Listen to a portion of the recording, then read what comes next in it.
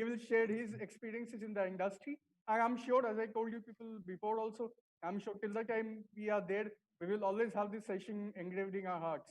Yeah? Sir, over to you. Thank you so much, Anirban. Firstly, thank you to you and your institute for giving me this opportunity. Entirely I our mean, pleasure. I somehow feel very much connected, and it's like reminiscing old times when I used to have such sessions. I used to have faculties coming in from outside our college and coming and briefing us, be it hotel industry, be it hospitality, be it tourism industry, anyone for that matter. So it's good to be now on the other side of it and experience it. Thank you once again to all of you for taking our time. Uh, I will not keep it boring. In fact, I'll try to keep it as much as different and not talk anything which is bookish. I will try to give you more of practical things, what really happens behind the curtains to make tourism and hospitality industry what it is today. Just to begin with, and like a teaser, I'll just give you a brief about myself. I'm a Delhiite, born and brought up in Delhi, but major part of my upbringing has been Delhi. But with my father being on a transferable job, I've moved about various cities within the country. I've had schooling from various convent schools to senior secondaries and various other schools for that matter. We are four in the family while I was being, um, brought up. Now we are obviously more given that my sibling has married, I have married, and we've moved on. My parents and my elder sibling, they stay in Canada, and I'm here in India with my wife and my child. I did my college back in 2002. This was IHM, Dr. Ambedkar Institute of Hotel Management in Chandigarh, Sector 42. I think it's been 18 years since then to now that I'm doing such kind of a virtual sessions. We do have students coming over, indeed, and we do go to colleges and all, but doing such kind of a presentation on the industry, so to say, is very different. I'll talk more about my career growth and where I am, how am I here, and how did I reach here in due course of time. But I think it's more important first to bring you all up to pace with what this industry is all about. I'm sure you all are within the age bracket of 19 to 23 years old, and adolescents, some have entered their um, 20s, and it's a very different mindset that you all are in. And given what we are in today's age, and in the world that we are in, if I may say, the COVID world, it's very different out there. There are a lot of questions which get raised as to, is hospitality going to be the industry which always gets hit whenever there is any pandemic which flows around? Uh, well, the bitter answer is yes. And that's where you, as an individual, play a key role to keep yourself engaged, employed, and the most sought after individual while this is happening around. How do I emphasize and how do I tell you about all of this? So, I mean, you all, as Anirban said, I have a request. Somebody's mic is on. May I request you to kindly mute it, please? There's a lot of background disturbance. Students, would you please mute yourselves while sir is speaking? Thank you. That sounds good. So, I mean, just to give you a gist, what this hospitality industry is all about. I mean, we as an industry until 2019 contributed 4.2 crore jobs within India. Now, that's a huge number. Where do we fare in terms of the various industries when it comes to the topmost industries in India? I think we are at number 14. We are not that very sought after industry, but we are the most upcoming industry um, in the market. Well, when I was in 2002, we were way in 60s or 70s in terms of our rank amongst the industry to work in. But now coming up to 14, it gives a sense of pride that you have been a part of this journey to come this far. And I'm sure now that you all are a part of this industry, there is no looking back to the point or the fact that we should reach the top three very soon. We contribute roughly about 9.2% to the GDP. That's a huge amount that we contribute. What really does hospitality industry comprise of? Any service place that provides you lodging, that provides you food, drinks, kind of theme parks, gives you a transport, all of that comes under hospitality industry. Now let's look at hotels, let's look at standalone restaurants, let's look at bars, discotheques. I mean, call it everybody who's providing either of these services, they fall under that parameter. um, you all have been briefed about Rai Bahadur MS Oberoi. Indeed, I'm just touching his name because he is known as the father of hospitality industry. It's him who's brought hospitality industry to where it is today. And I say it's not only his own contribution, but it's the inquisitiveness, it's the initiative, it's the creativeness of his which made others start moving into this direction. And that's where the journey of entire hospitality forum or entire hospitality industry came into being. Um, it's very easy wherein after doing 3 years of hotel management, and you do it in various streams apart from the four major hardcore departments, there are other things which have come up now as well to keep you all engaged, to throw more avenues open to you for your job employment going forward. Some people opt for IT sector, probably going into facility planning. Some people like to go into aviation and join ground crews, airline crews, do further aviation courses, move on further. Some people like to do more of an admin kind of a job, an office desk kind of a job.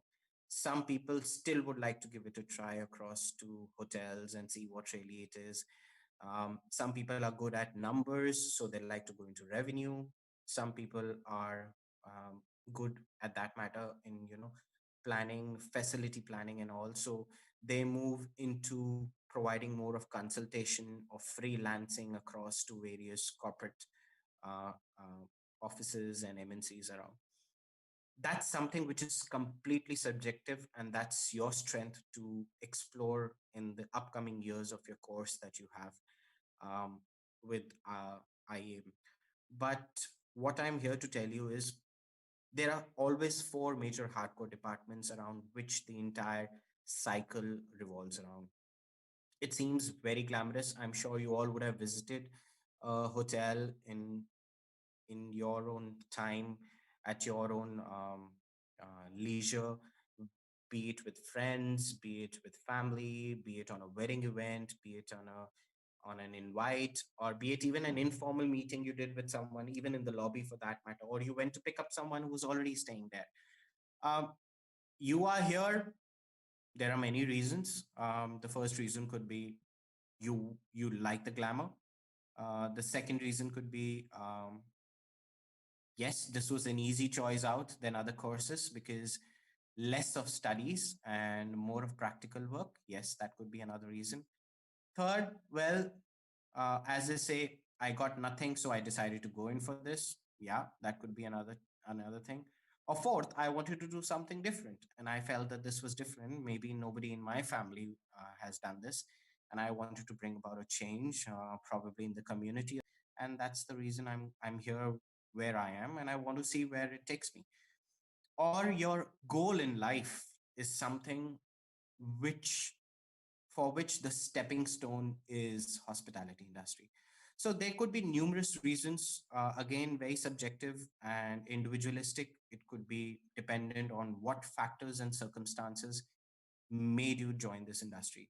But keep one thing in mind: this industry is for everyone, it's open for everyone. um, what's more important out here is you have an open mind. See, I will tell you, when you enter into a hotel from a customer or a guest perspective, everything is very glittery, very glamorous. But behind the curtains, it's a lot of hard work. And hard work leads to persistence, and persistence is all what is required in this industry.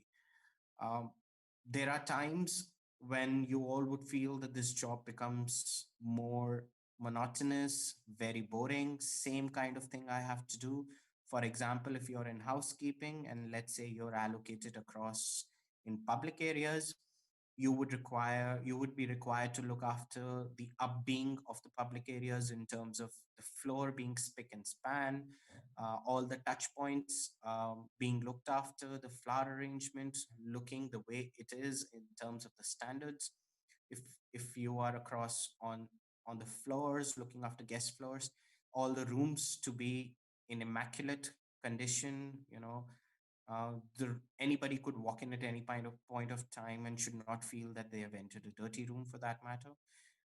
And in today's day and age, completely sanitized. And from a hygiene perspective, go to food and beverage, serving the same menu again and again to the guests, um, answering the same queries from everyone again and again, um, and probably having to deal with the same individual team members across in various sub departments. If in F&B, dealing with kitchen and dealing with kitchen stewarding and with purchase team in terms of your raw material and all.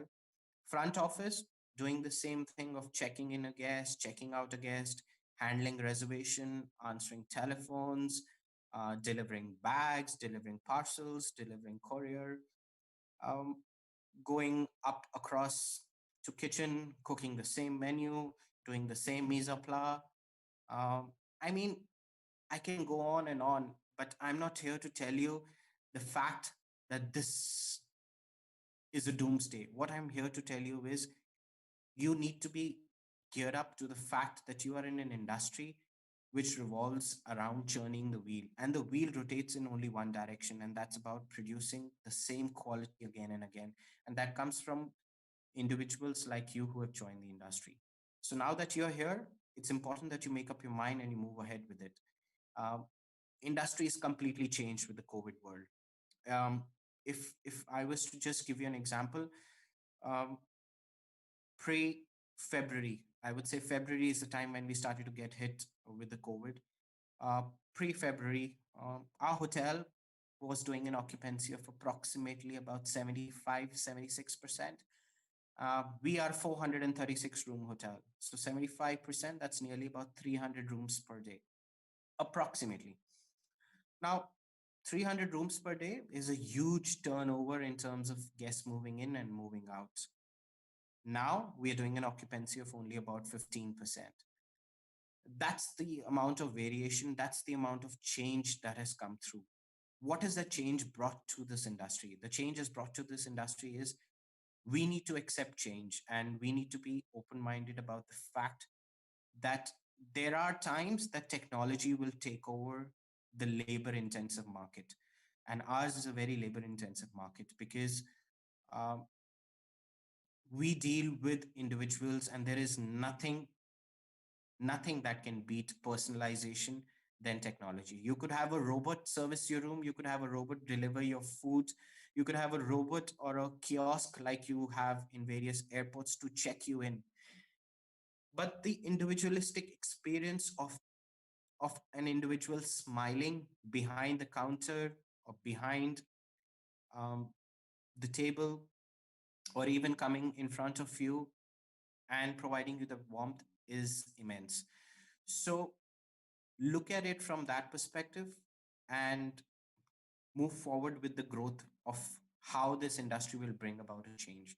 You will be seeing a lot of things that will come up and a lot of uh, changes that will be brought about to this industry. And as I'm speaking, every day is a new day for me. It's been 16 years with the hospitality industry, and I still feel that I'm as new as I was 16 years before, because every day is very, very different. um, we think you have to think out of the box. You have to think about things which are practical. And whenever we think about something, we have to think at least from two aspects. And I say the word at least. One aspect is the guests or the customers, and the second is the team that is going to do it. These two things go hand in hand. So if you're moving into front office, what is it that you're looking ahead? You're looking at a lot of technological advancement to come through. um, there was a lot of physical interaction which used to happen of people across the counter. Now it's become more of a I would say an online interaction which has happened. To give you an example, Oberoi Hotels is currently the only company in India which is currently doing all online check-ins and registrations for guests. No other company has come up with that. We started this pre-COVID because we thought about this as a technology to be hitting the hospitality industry 5 years from now and becoming a mandate for everyone. We are the pioneers to do it. So what really is this online thing? So we send you an online link wherein you do your entire registration prior to you coming on board, which is coming on arrival.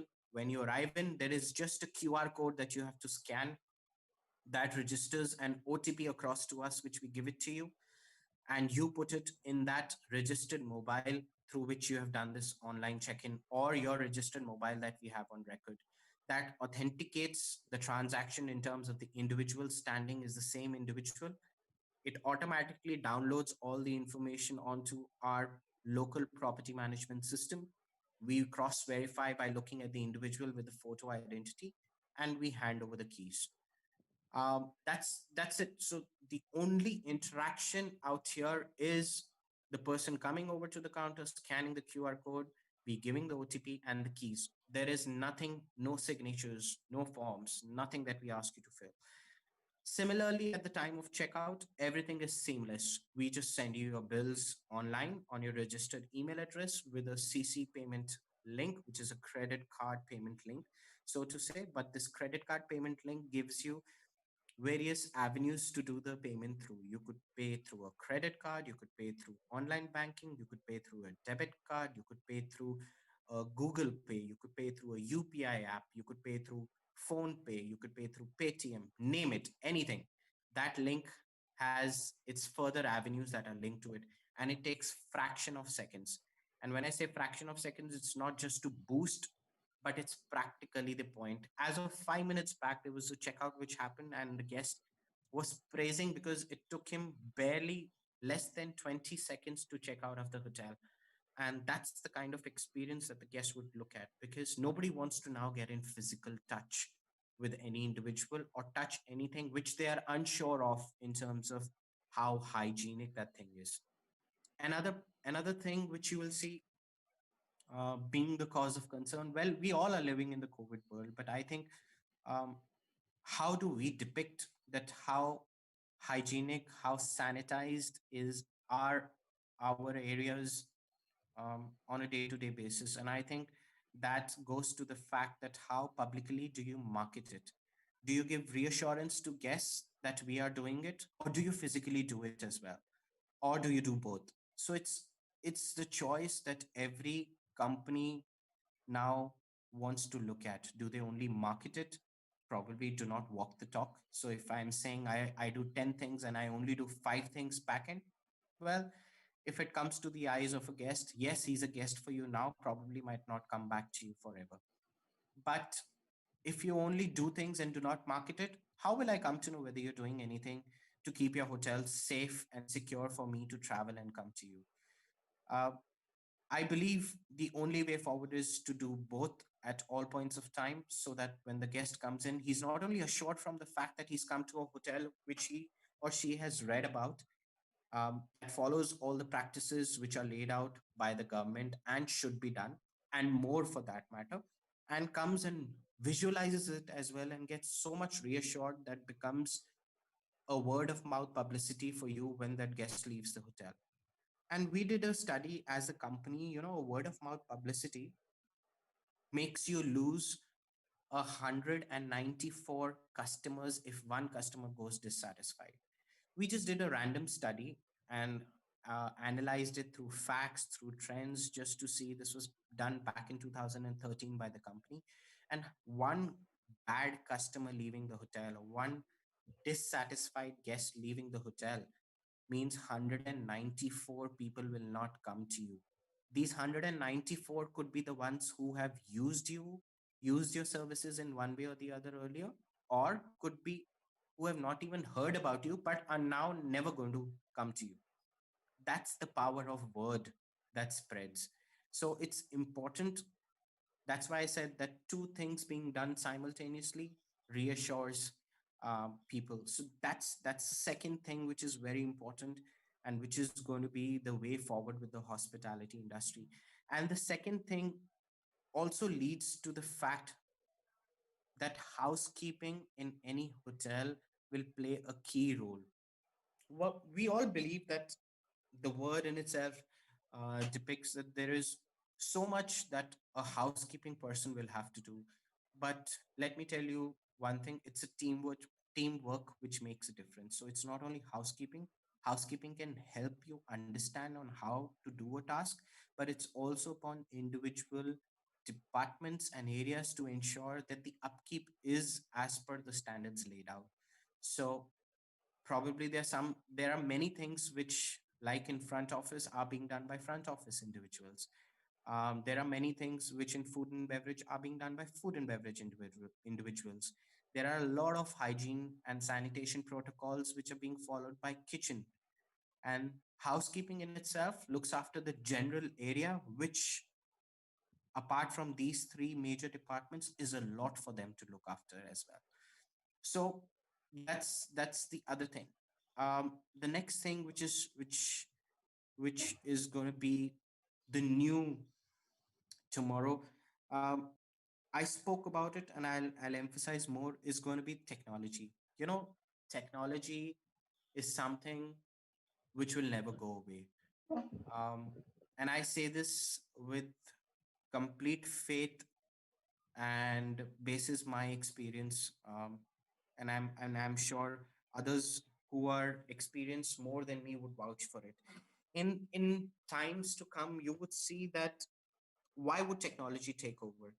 The reason being because technology brings in a twofold advantage: one from a customer or a guest perspective, and one is from a business perspective.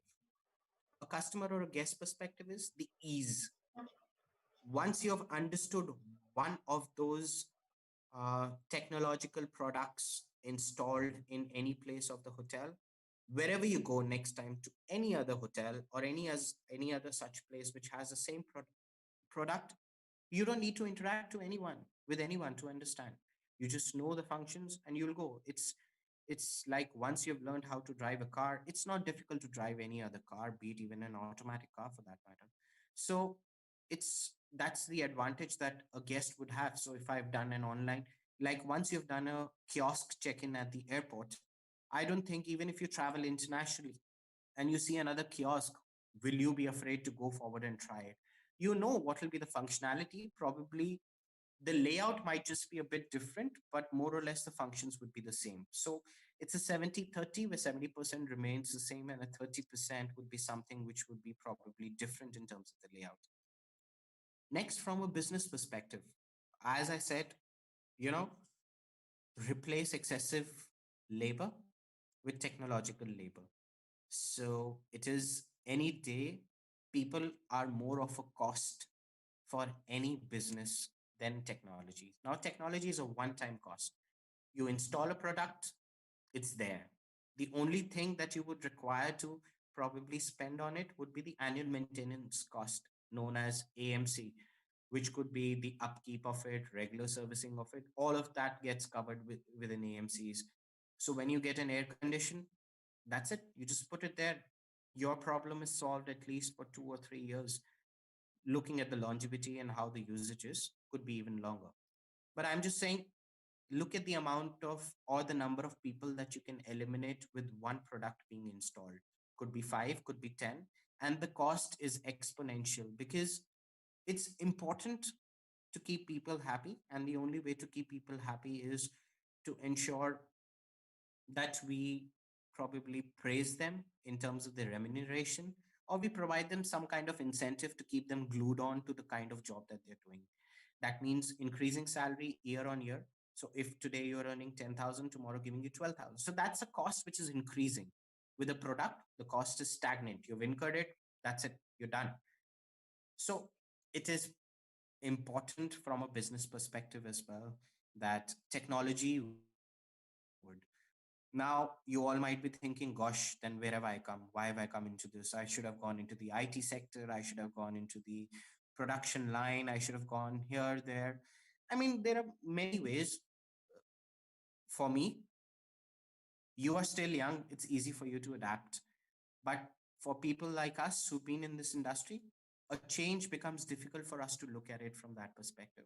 There is a lot of hardcoring which has already been done into uh, people like me and working at par or above me. So it's difficult for us to, retune our engine. Our engine is already tuned. It's just that how do we drive a momentum in terms of pacing it is what matters. But for you all, you need to be open. It's why does a train have a light on top of it? The engine has a light right in front of the train. It's not to give the immediate view ahead, it's to broaden the horizon and to look forward. And that's how you all have to look. You have to look those, like the train views it 5-10 kilometers ahead, you have to view it at least 10 to 15 years down the line. You have to understand 3 or 4 years will go in this, and after that, when you graduate, it would be a different world. When you get a job out there, what job do you get? Is it going to be to your satisfaction? Is it going to be something which is lucrative enough, or XYZ? There could be numerous things to it, but that's not the question. The question is 15 years down the line, 10 years down the line, how does this industry really look like? And I think that's the key to everything. These three factors are going to be um, the most talked about. So in a recent um, discussion that we were having over the BW Hotelier group, where I was a part of it, we had various vice presidents of various companies um, who spoke about things that they were doing and they plan to do in the upcoming 5 years. Another thing that came out was minimal contact. So we spoke about check-in. How does minimal contact really happen in terms of the rooms, in terms of food and beverage? NFC is going to be the way forward. You all have NFC across on your phones as well. So the keys of your rooms would be sent to you on your mobile once you have registered and submitted all the documentation, so that that tells you as soon as you enter the hotel, it will give you an access and it tells you that this is your room allocated, it's on this and this floor. So that NFC will have an NFC coder in the elevators to ensure that no other guest can go onto any other floor, or they could, the safety and security is maintained from that aspect of it, so that NFC frequency will give you access to your floor. It'll guide you through a map across to the room. When you reach your room, you just have to present um, the device in front of the NFC coder on the room door, and your door gets unlocked.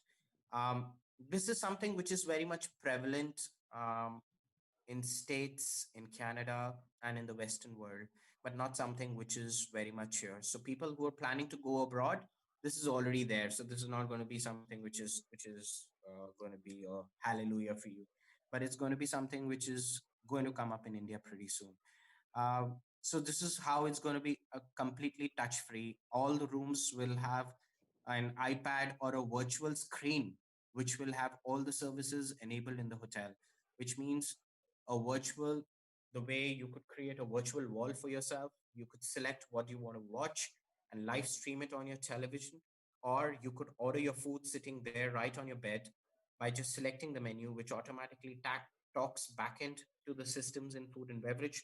Food gets prepared, reaches your room, sitting on your bed, you just unlock the doors, the person comes in, delivers the food, and without even having to go over and open the door, or even have the table laid out in front of you, that everything is there in front of you. The concierge world will become completely virtual. Everything will be like an e-concierge domain. What is a concierge? A concierge is a one point of contact for the hotel to do anything within the hotel and outside the hotel. Let's say you want to go sightseeing, You want to arrange for a movie, you want your tickets to be booked, you want your couriers to be sent, you want doctor's assistance or anything, everything would become virtual through this virtual wall, iPads, however every company decides to take this forward with. Now, when you go down to a restaurant, how do you make a reservation? Through this virtual um, way you could make your reservations, go down to the particular restaurant who would already have your details traveling in backend, and they would be aware about your preferences, which have already been recorded because of your stays that have happened in the past with the same chain or other chains. Because the way forward would also be that all other chains will start talking in terms of the guest profile aspect as well.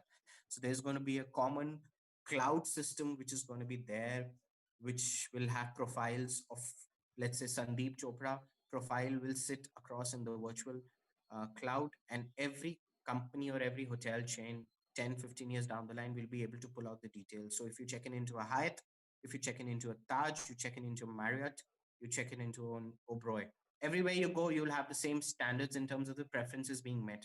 How they deliver that to you, that's going to be subjective, and that's going to be dependent on the fact that how that hotel takes it forward or that company believes in it.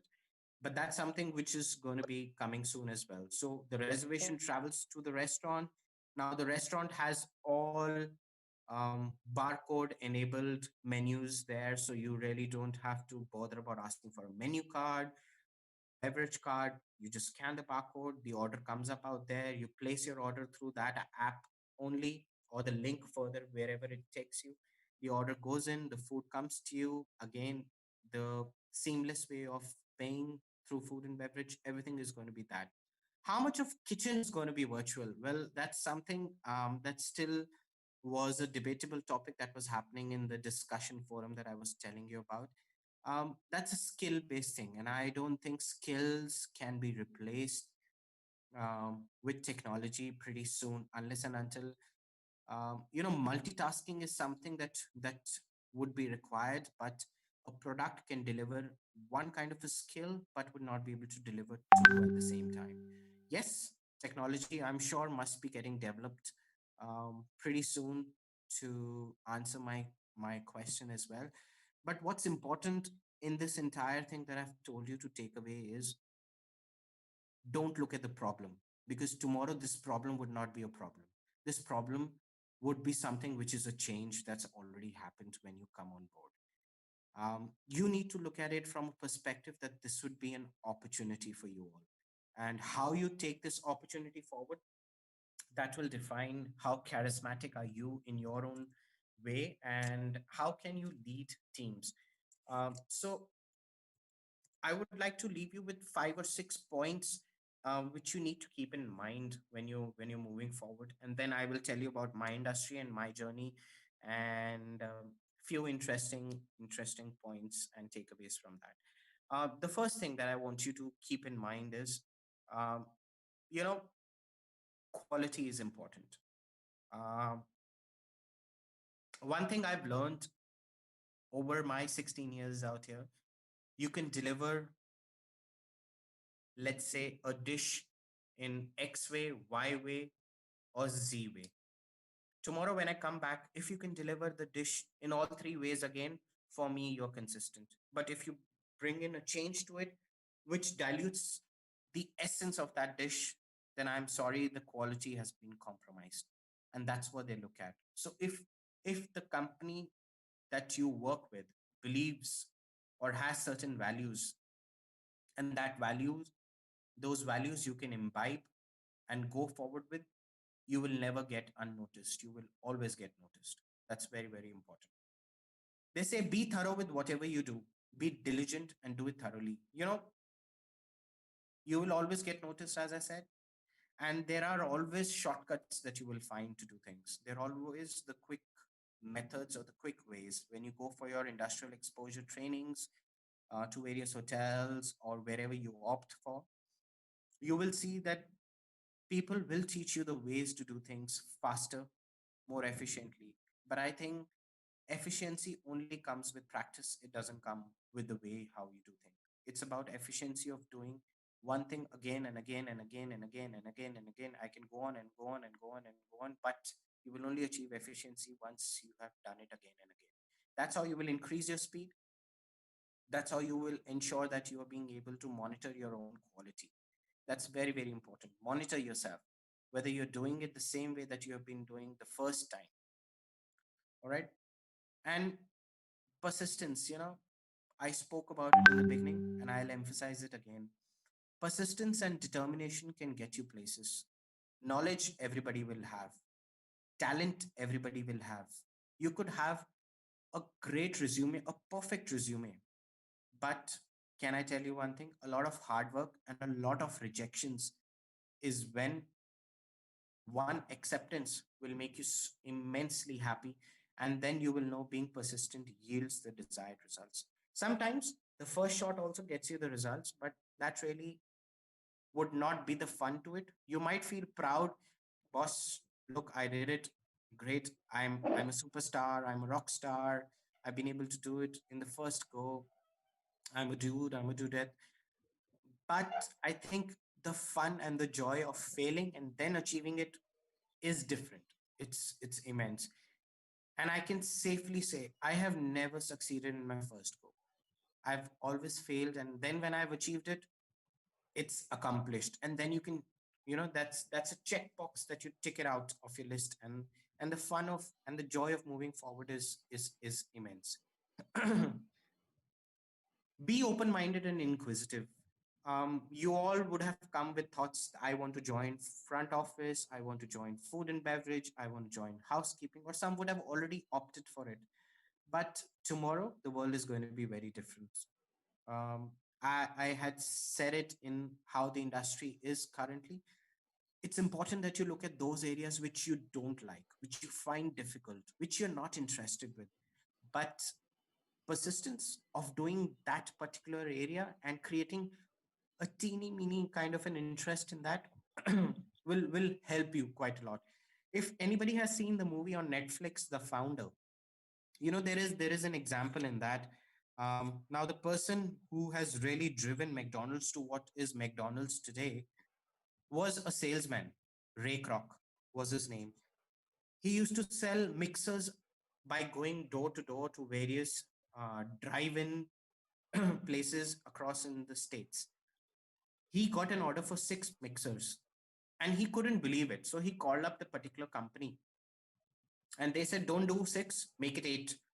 He grew so inquisitive that he drove 2,800 kilometers non-stop and reached there within 30 seconds.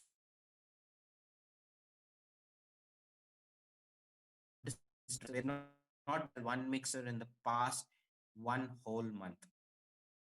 That's the kind of inquisitiveness to know what's the business there that really isn't other places. And that's what led him to think big, to look at McDonald's, what McDonald's is today.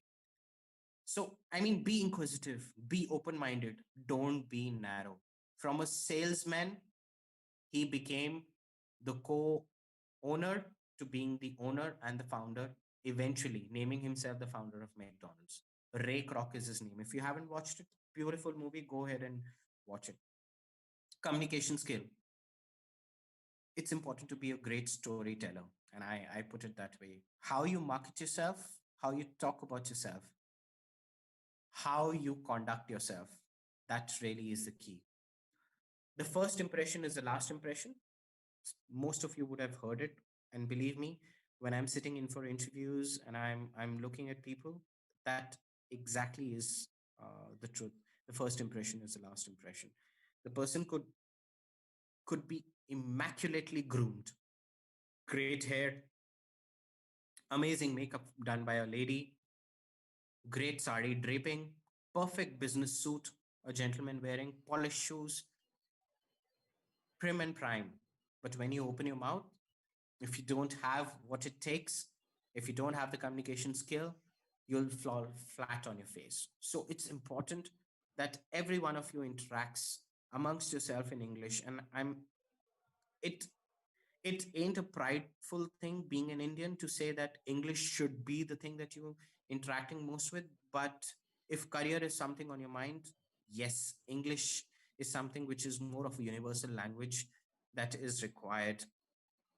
today, and I don't see it going out in any particular way in years and decades to come. So please keep that in mind. It's very, very important, because what you see, what you eat, what you listen to appeals, and nothing else clicks. It's all about communication. So everything in a way is being communicated. The food that you see, the taste of that, and what is being told to you by a server about the particular dish is how appealing it is. So it's important. Be proactive. um, and I say this from a fact. Sometimes we all wait for opportunities to come and knock on our door. I think it's important that we go there. We rather create those opportunities for ourselves. And I think this is more or less interlinked with the fact, if you're open minded and inquisitive, opportunities will come to you rather than you having to hunt for opportunities.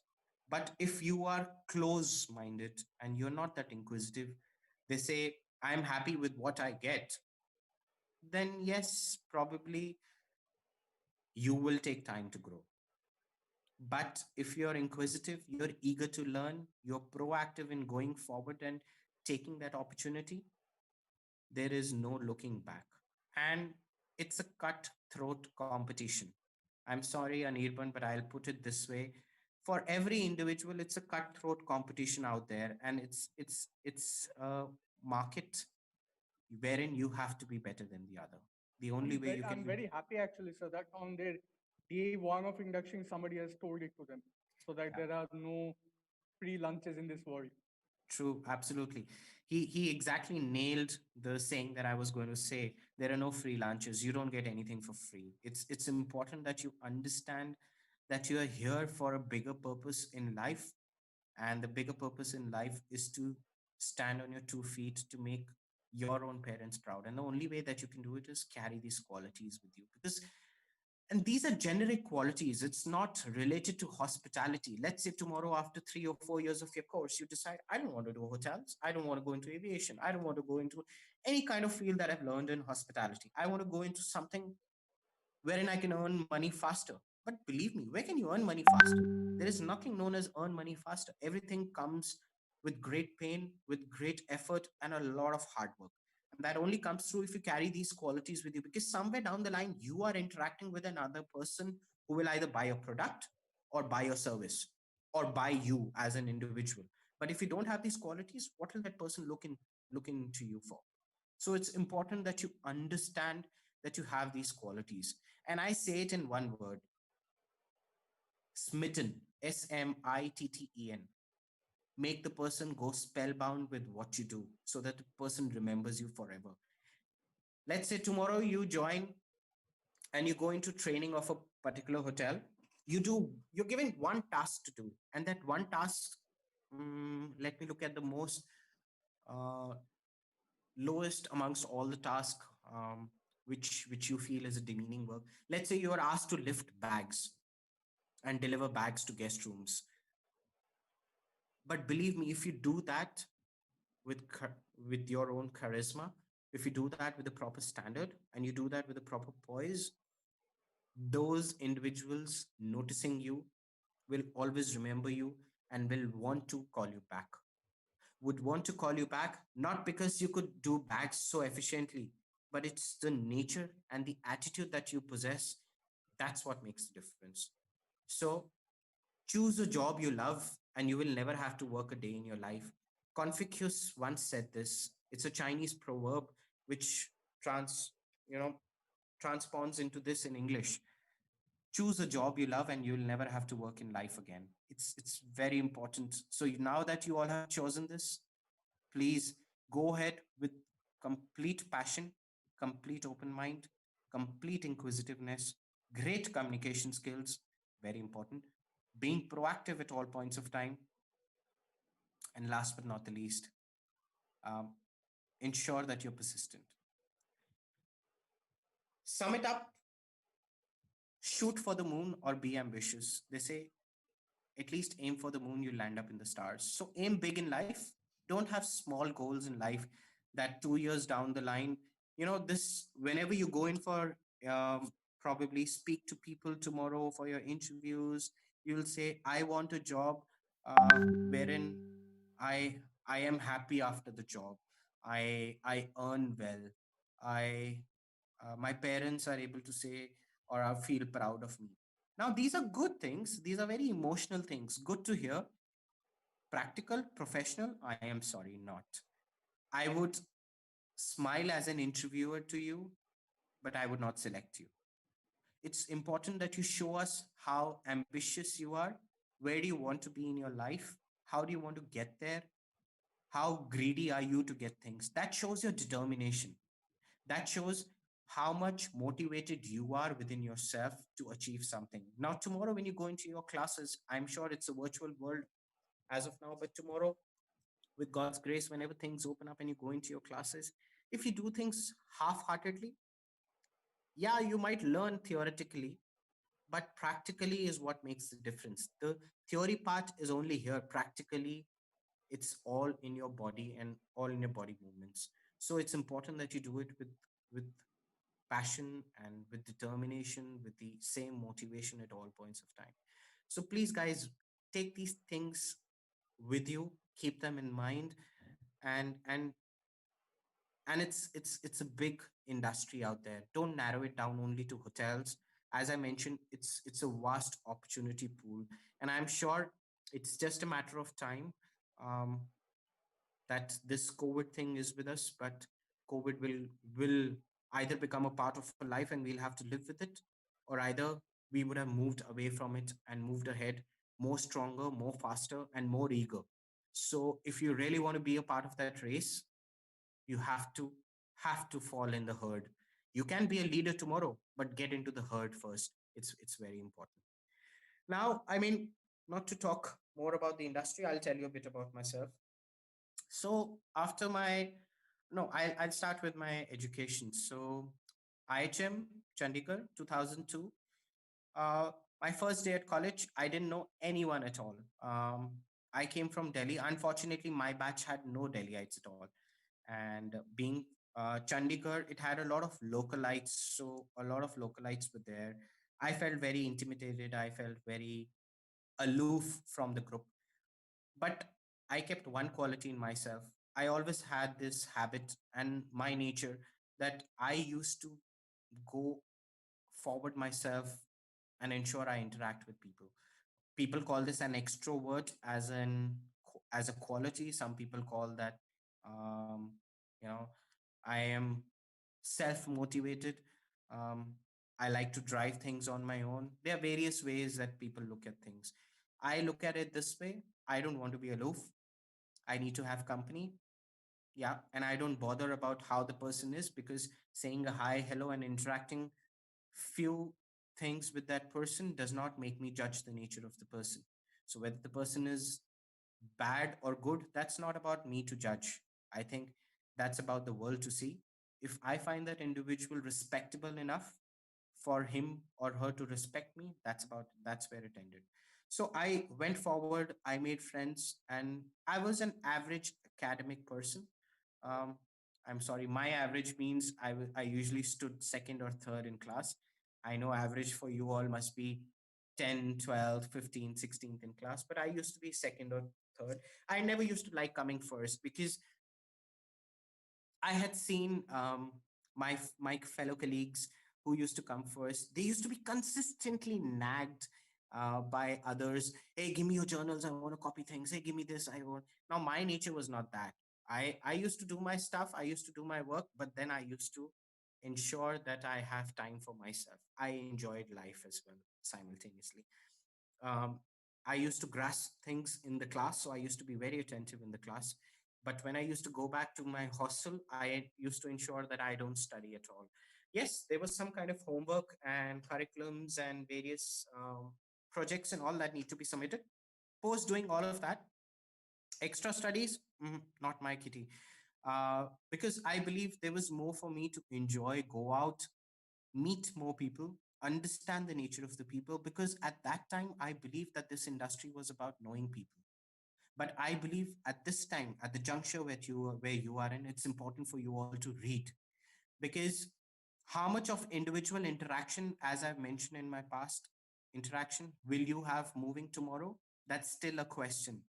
But how much of a knowledge base do you have in mind, and how much of technology do you carry with yourself, or how techno savvy you are? I think that will be the key to everything. How well versed are you with worldly affairs? That's also going to be another key aspect as well. um, how skillful are you when you come to depicting your skills, be it especially the kitchen people? That's going to be very, very critical. So I think it's important this time, read as much as you can till you go into your normal sessions. Whatever time you have in hand, read as much as you can, because that will develop your interest. That will help you in gaining more interest. And my interest was speaking to people. I used to go out. Used to go out to the market. You know, at that time, I used to do these small little petty jobs of working in Cafe Coffee Day. That was the time when Cafe Coffee Day was at its peak. I worked in Cafe Coffee Day for about approximately 2 months. I used to get paid barely about 500 rupees per month. Money was not something that was a point of matter for me. It was about gaining experience. It was about interacting with people across and being on the other side of the counter and seeing what really it is. So it was a different experience. So first year passed by, second year came in, and we were told you had to go for your trainings across. So it was interviews which happened, more of a virtual interview, and telephonic, if I may say.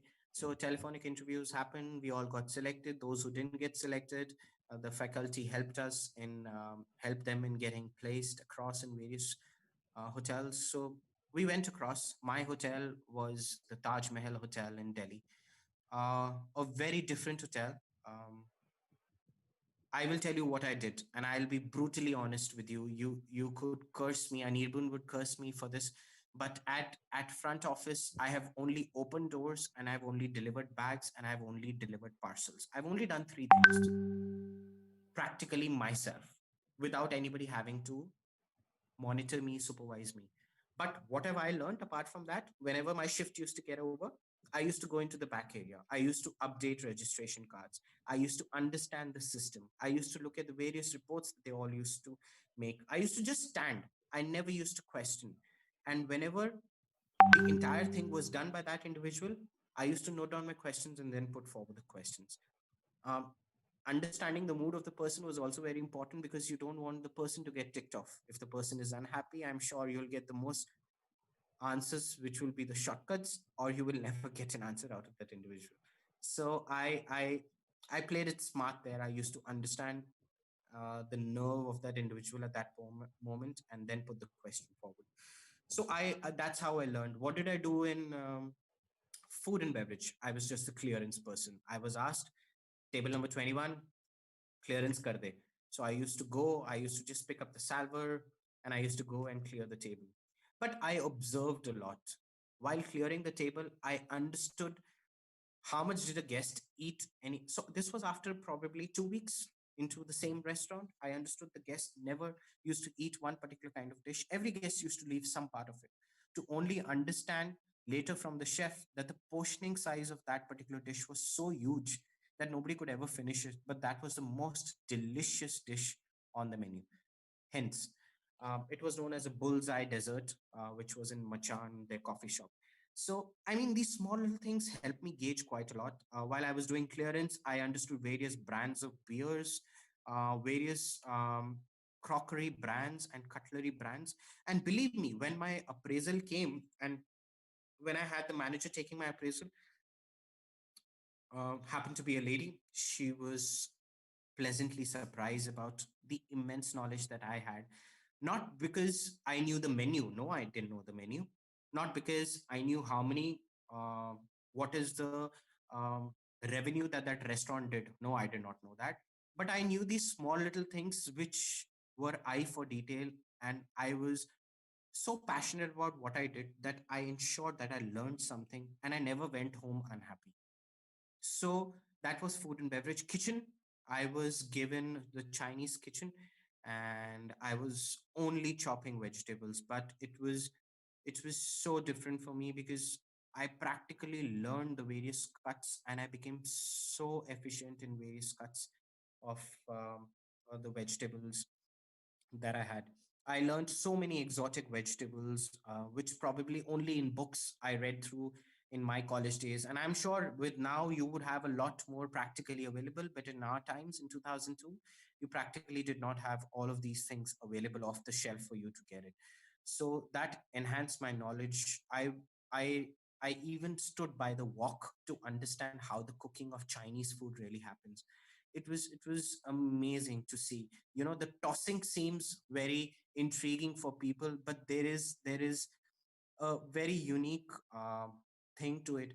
The tossing, when the food goes off the wok and it hits the flame, the burnt flavor that it gets, that's why the tossing is done. I never knew this. I never ever knew, and I thought that that's just a style to just toss it and make it look more fancy and probably ensure that things are mixed across. Yes, but the main essence was for the food to hit the fire, because the flame used to be so high that it used to hit the fire, and that used to get that tiny, tingy, burnt flavor, and that was the essence of it. So, I mean, these were unique things which I never realized, and it was brilliant. Housekeeping. They asked me to make beds. Now, it was so difficult for me because the bed used to be so heavy. I was very lean. I was 52 kgs. And for me to bend down after probably doing two beds, I got really tired and I didn't know how to really do this. I was thinking I should leave, I should go back, I should not do this. I can't bear it.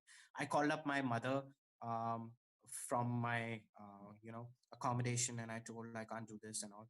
She said, son, it's completely your decision. Whatever you do, we'll stand by you. And guys, why I'm saying this? Because your parents will say the same to you.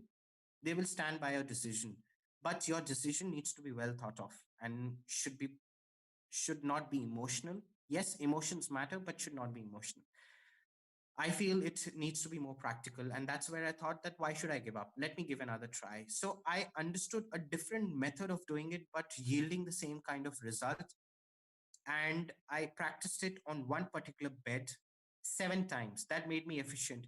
So my time of making a bed came down for 2 minutes, approximately some seconds, to only 1 minute, some seconds. So I literally cut out 1 minute from it. And I became so happy and so joyous at that point of time that I asked proactively, can I also clean and dust the entire room and vacuum the room? It was you might feel, man, dusting, vacuuming, seriously? Yeah, it was brilliant. It was very nice. It was different. And I became so independent that, believe me, as an industrial trainee, I was given entire section of 10 rooms to be made every day by myself from start to the bottom. That was the amount of confidence, and I never got unnoticed. I got noticed. And that's how I was differentiated from my other batchmate of trainees. So training happened. My attendance was 100%. Appraisals were pretty good. They were not outstanding, they were pretty good. Um, and I came back to my college. I got a lot of interest in kitchen, and I started to pursue kitchen in my final year uh, very, very passionately. And came the time when third year was over, exams passed by, and came the colleges. So our faculty asked us, so what would you like to sit in? And I decided to sit in kitchen. I sat through various interviews for Roy, Taj. Unfortunately, semifinals, quarterfinals, and even final for that matter, in some of the groups, I could not make it through to get a job posting for myself. I was trying for management training programs, and none of them came through. And I decided I did not want to. I got demotivated, but then I thought that why should this be the end? Um, Communication was on my side, so I decided to sit in for an interview for the Oberoi Rajvilas, which came in to select people at the starting level for front office. I got selected. Um, Started my job out there. 2 years I worked at Oberoi Rajvilas.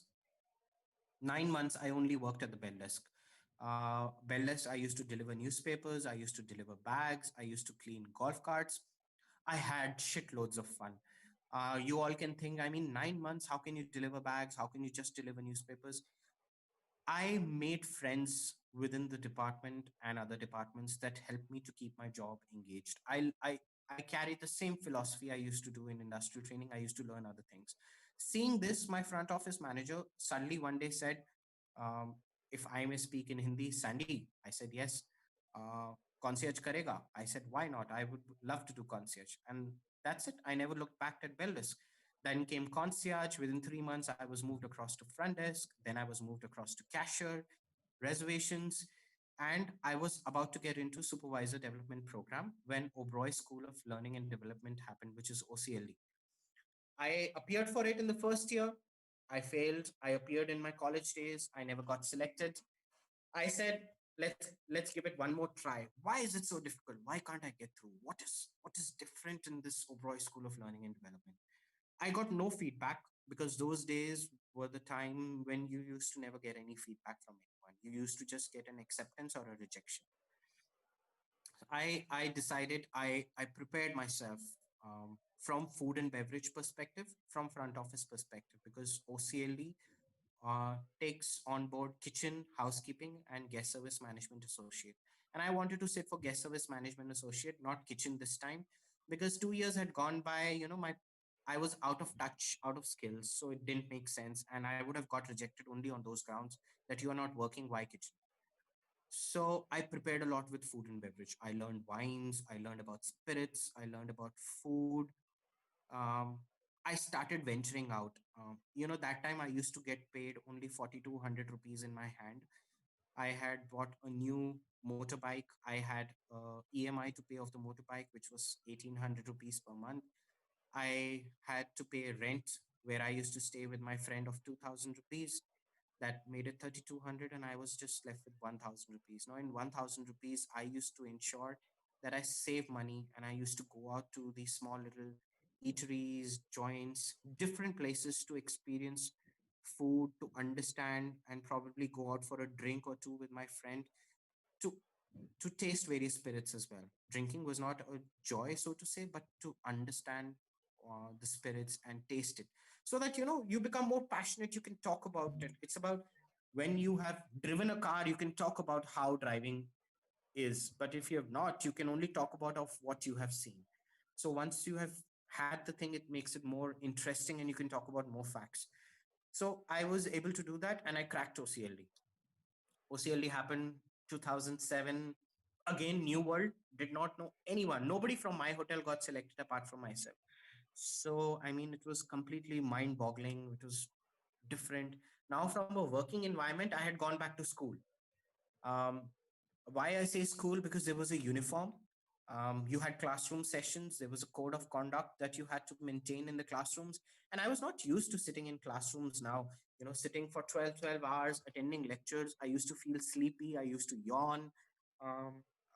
I decided, okay, probably not having breakfast will help me stay awake because my stomach would keep on grumbling. But no, that also did not help because it used to grumble so much that I needed to eat something or have coffee or something. I became addicted to coffee. I became addicted to tea. Um, so there are many versions which came up, and I started to see various sides of myself as well. Uh, but then I sailed through somehow or the other. Again, my same nature of making friends. I found out that there were a lot of localites of Delhi who were part of it. So that helped me connect very well. And I was first year was average. I was not that good. I only came in fifth in my ranking in OCLD. Then came second year. I was in first year. I was sent for my training across to Trident Gurgaon in OCLD. Very different hotel. I will tell you, and again I'm just being open. I used to go to the food and beverage restaurant there. Cilantro is his name. I used to report at 5 o'clock in the morning, open the restaurant, and I used to do closing with one of the assistants out there at 2 o'clock at night and then go home. At night, I used to feel really hungry. I used to stay in accommodation provided by the hotel. So I used to eat Maggie at night, sleep for 2 hours. Again, had my alarm. I used to get up and I used to run. I did this for 4 weeks continuously. Then came housekeeping. I was given pantries only to realign. I was given stores. So and this is OCLD, guys. This is not industrial training. Um, so I was given stores. So there was a lot of learning which came out of these stores because I'd never seen a housekeeping store. I'd never seen a pantry. What all do they stack? In what sequence do they stack? And how do they stack it? That brought me to an interest of knowing about linen. What is linen? And various kinds of linen, towels, the various strengths of towels, various brands of towels, what is the life of towel, so on and so forth. I just started exploring more on my own and enhancing my own knowledge. Then came front office. I was given the business center to handle. I handled it brilliantly. They sent me to reservations. I handled reservations as well. Training was done. Then came kitchen. Now in kitchen, first they kept me into the banquet section. I was doing misa pla for preparing, you know, onion tomato gravy (OTG) across. I used to reduce milk to make, sweetened milk. I used to only chop onions, tomatoes, potatoes.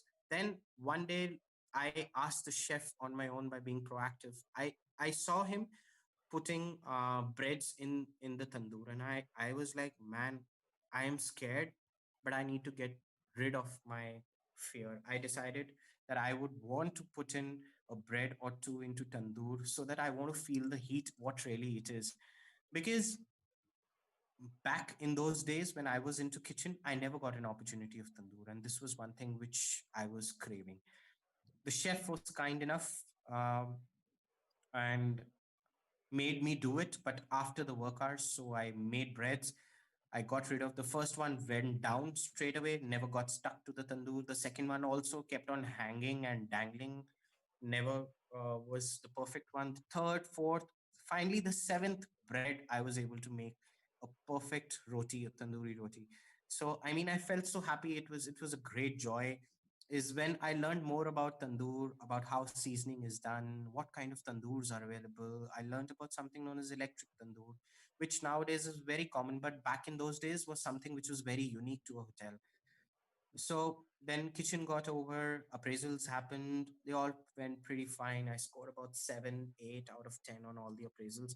And while you may say it's 10, but 10 was very detailed. Each parameter of one marking had another 10 further parameters to be gauged on: technical, practical, all those things. So this happened. Then we went back, classes happened. Second year was pretty good. I came in third in my academic. Then came the third year, the final year, and then we were asked to, look upon something. What do you want to specialize in? Front office or food and beverage? Now I was in two minds. What should I do? I was with a front office background, and there is a saying in the Oberoi group: if you have done something, you will never get the same posting of the same department. So I was under the fear: what if I get food and beverage? I better thorough my knowledge of food and beverage. So I started studying about food and beverage, because our final interview, which is after the third year, um, you get to meet Mr. PRS Oberoi, Mr. Vikram Oberoi, and the entire corporate panel. It's a complete panel of 12 people who conduct your interview and who gauge whether you're fit to become an executive into the company or not, because you get graduated as an executive. So, with the fear, I decided, prepared, and came the day when I was sitting in front of them. I honestly till date do not realize that that interview went by so smoothly and so peacefully, with everybody laughing inside, and with people having said that if you make Mr. PRS Oberoi laugh, I think you have fared through the interview pretty well. And when I came out, I was so happy and contented, and I think I have nailed it. Um, but then they came into the room to make the announcements, and my name was not there. I felt really dejected. I felt really demotivated. I was very emotional. I didn't cry, but I was very emotional. And that's when I thought, shit, I'm rejected. But the next line that that person said, that these are the people who didn't get selected, and the remaining lot in this room, congratulations, you all have got selected. I was the one who jumped, and literally I would have touched the ceiling. It was such happiness that ran through me. um, it made me look very amateur at that point of time, because there was who's who of the company there. and I was jumping in happiness. But I think that was well taken because that depicted sincere effort, um, and how hard work really pays off. And then I got posted in Oberoi, Bangalore, wherein I got posted in the hotel, and the hotel general manager then conducted a further interview to decide, because there were two people who got posted in the same hotel. One went to front office and one went to food and beverage. I fortunately came to front office. So I became an assistant manager, grew up to become an assistant front office manager, grew up to become an front office manager there. Then 2014 happened. I got married. My better half also works with the hotel industry with Oberoi Group. She was the assistant food and beverage service manager. So we both got a posting because it had been 6 years with Bangalore. I got posted to Mumbai, Trident, Bandrakulla as a front office manager because there was none out here, and my wife moved at the same level here across. Now, from a 160 room hotel, I moved to a 436 room hotel. That was three times the operation. The number of check-ins and checkouts we used to do at Bangalore used to be 40, 50. Here, every day we do 200 check-ins and 200 checkouts. So the volume suddenly shot through the roof. There I had 30 people under me. I was the leader. Here I had 94 people under me in front office itself. I never backed down from day one that I was here. I was in my induction. I could have easily just gone home from a 9 to 6 induction, 6 o'clock, go home, rest well. But I decided to stay put till 10 o'clock at night, learn what's happening, how the operation's different. That helped me to settle pretty quickly in. And then yeah, it moved on and on. I became proactive. I started moving into housekeeping to see how housekeeping operations happen, simultaneously also learning the engineering aspect of it. Next year came in. I got promoted to being a rooms division manager, which in nomenclature outside Oberoi is known as director of rooms. I look after housekeeping and engineering aspect along with front office now, and that's been the story from then. Since now it's been about 2.5 years that I'm the rooms division manager here. Yeah, it's been fun filled. It's completely joyous. It's a lot of hard work, but it's a lot of determination, persistence. And in between, guys, I got a lot of job opportunities. Hyatt approached me, Taj approached me, Marriott was after me. I decided to stay put because I learned one thing in life: use your goodwill once, but use it wise. So I wanted to hold on for it. Probably yes, this year I would have used it had COVID not happened. My hard luck. Maybe something better is in store for me. But yeah, decided to stay put with the Oberoi, and I've been loyal to them for the past 16 years. Yeah, it's been fun filled. Um, Never been disappointed one day. Never gone demotivated home. Um, yeah, that's more or less about me and what I had to say. Anirban, I think I would sum it up here. Anything anybody wants to ask, I would be more than happy to answer to the best of my ability. Yes, please, students. Sir, firstly, let me thank you. As you were speaking, I was going down line my journey of life, and I was in a similar IHM, not understanding whether I'm doing the right thing with my life or not. And then we take similar paths. I shifted to food and beverage, although I Mm-hmm, had a very close brush with front office, but then I mm-hmm. selected food and beverage is my trade. So, students, please go ahead. This is your day. Please ask any question you want. Yeah, obviously, do not ask for salaries and so. Yeah, but anything which you want. But as I said, no question is a foolish question because this is your life, a decision you have taken. There's no looking back. If you people want to ask something, please go ahead. Anyone, come on. Yeah, good afternoon, sir. My name is Prem Tiwari. Hi, Prem, tell me. So my question is that as you told us that from 75% it goes down to 15% now. So sir, Mm-hmm. will it rise again to Absolutely. As 75%? you're aware, Maharashtra is currently still under lockdown.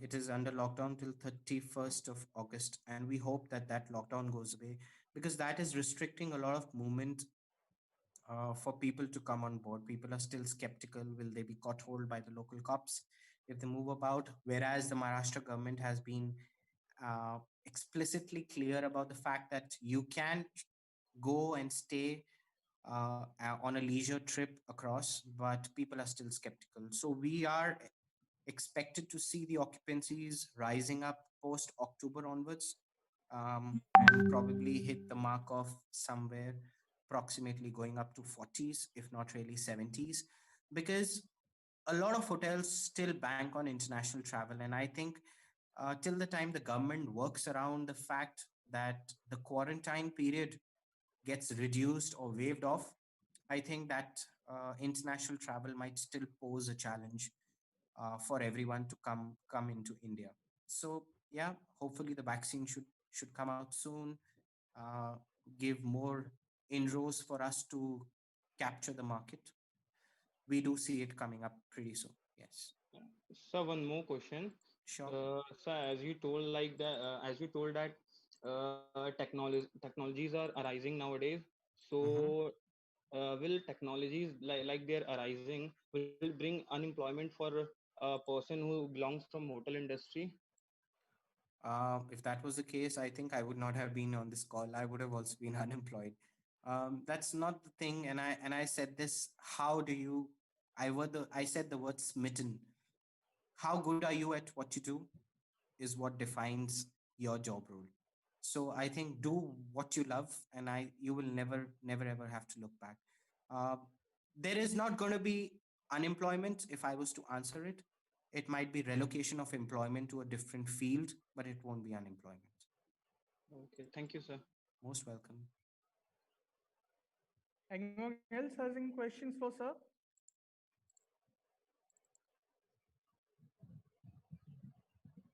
Hello, sir. My name is Ankit. I want to ask you a question about the profession of a sommelier. That if you can tell me that. Sorry, you mentioned preparation for a sommelier. No, no, sir. Profession of a sommelier. When could you be more descriptive? What would you want to know in it? Sorry, I'm not with you. Uh, I want to know that what is like sommelier. What is the profession of his or her thing, and the whole thing about sommelier.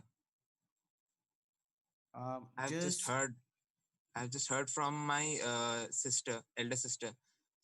She is a hotel management student, See, and she sommelier told me. basically means a wine waiter in literal terms, if I was to really put it.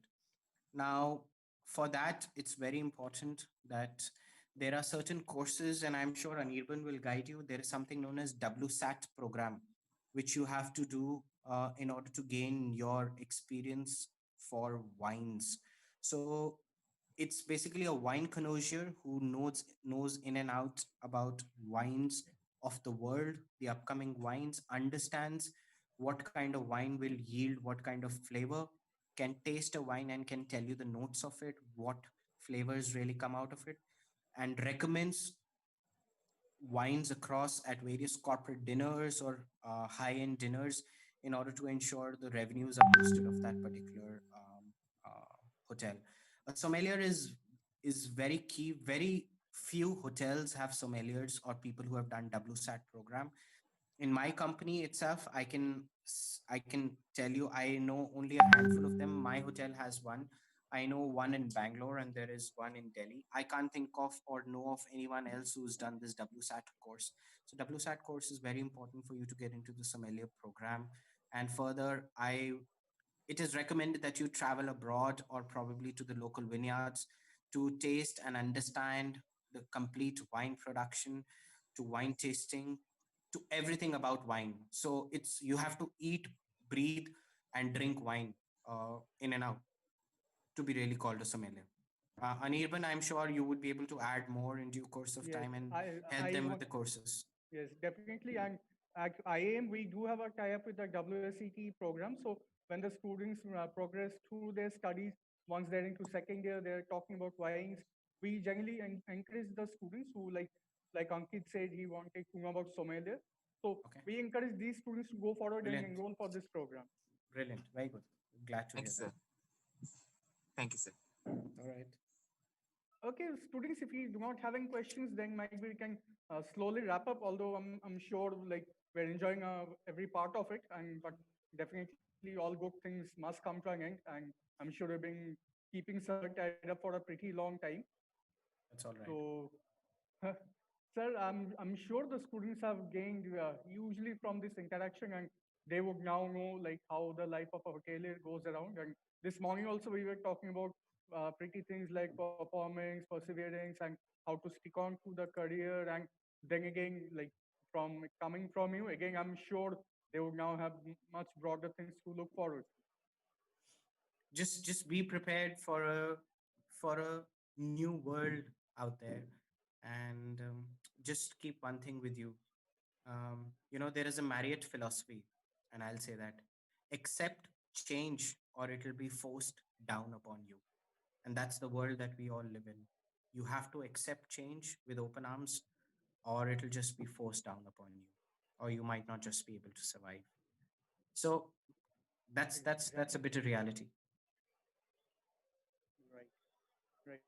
Thank you so much, sir. Thank you for being Pleasure. with us for the last one and a Thank half you. hours. And I'm sure this bond that we have created with you at IAM today will go on forever after, might be after this, and we'll Absolutely. definitely be in touch. And I thank you in behalf of the college, and I thank you in behalf of Group Director Maitri Chaudhary, ma'am. She wanted to be here, but there's some internet glitches with her system today, No, I so she's understand. unable That's to all be right. here. That's Right, all right. sir. So Sure. All with right. that, sir, Great. thank you so much, and it was wonderful Thank having you here. Pleasure's all mine. Thank you, Anirban, once again for this opportunity, and thank you all for your time. All the best. Have a Stay great day. safe. Thank you Bye so bye, much. Sai. Bye. Thank you, Thank sir. you, sir. Thank you. Thank you, Thank you, sir. Bye, sir. sir. Thank you, sir. Thank you, Bye, sir. sir. Thank you, sir. See you, sir. Thank you, sir.